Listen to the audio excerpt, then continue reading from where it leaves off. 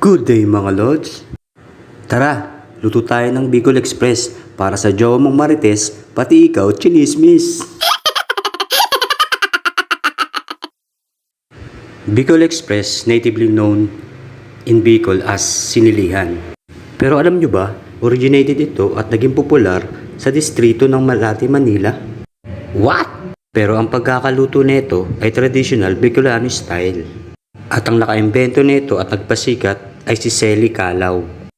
Pinangalanan niya ang dish na to sa old railway... Ano daw?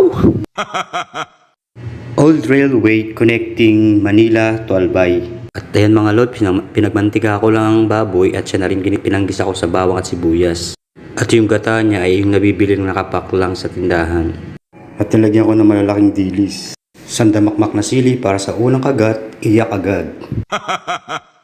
Nilagyan ko rin ng sitaw. At ayan na mga lods, luto na. Tara, kaya na.